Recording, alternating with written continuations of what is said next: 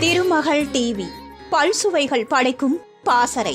மறைந்த முன்னாள் முதலமைச்சர் எம்ஜிஆருடன் பல படங்களில் நடித்த நடிகை லதா சமீபத்தில் ஒரு யூடியூப் சேனலுக்கு தனது நேர்காணலை அளித்துள்ளார். இந்த நேர்காணலில் தனது திரையுலக வாழ்க்கை, எம்ஜிஆருடனான தனது ஆழமான அனுபவங்கள் மற்றும் நீண்ட நாட்களாக பேசப்பட்டு வரும் சில சர்ச்சைகள் குறித்து அவர் வெளிப்படையாக பேசினார்.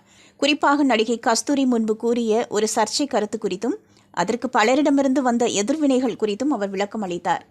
லதாவின் திரைப்பயணம் எம்ஜிஆருடன் தொடங்கியது. தனது 15 வயதில் எம்ஜிஆரின் இயக்கத்தில் உருவான உலகம் சுற்றும் வாலிபன் திரைப்படத்தின் மூலம் திரையுலகில் கால் பதித்தார்.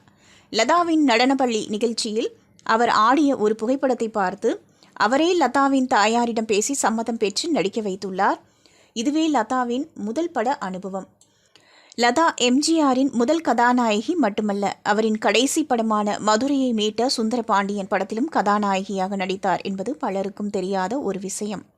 எம்ஜிஆர் தனது அரசியல் கருத்துக்களை பரப்புவதற்காக பயன்படுத்திய பல படங்களில் இவரே நாயகியாக நடித்திருந்தார் என்பது குறிப்பிடத்தக்கது. நடிகை கஸ்தூரி முன்பு கூறிய ஒரு கருத்து குறித்து லதா விளக்கம் அளித்துள்ளார்.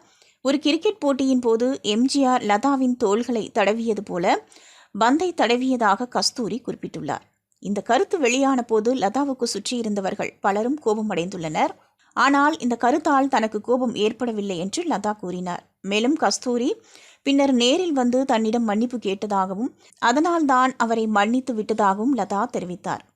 கஸ்தூரியின் இந்த செயலுக்கு பிறகு அந்த கருத்து குறித்த சர்ச்சை முடிவுக்கு வந்ததாகவும் அவர் கூறினார். எம்ஜிஆர் குறித்து நீண்ட காலமாக பேசப்பட்டு வரும் சில வதந்திகள் குறித்தும் லதா பேசினார்.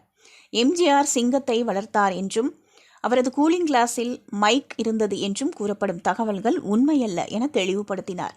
அதேபோல சந்திரபாபு மற்றும் நாகேஷ் போன்ற கலைஞர்களின் வாழ்க்கையை எம்ஜிஆர் கெடுத்தார் என்று பேசப்படுவது குறித்து அது உண்மையா என்பது தனக்கு தெரியாது என்றும் கூறினார். திருமகள் டிவியை லைக் செய்து உங்கள் நண்பர்களுக்கும் ஷேர் செய்வதுடன் சப்ஸ்கிரைப் செய்து ஆதரவு தாருங்கள்.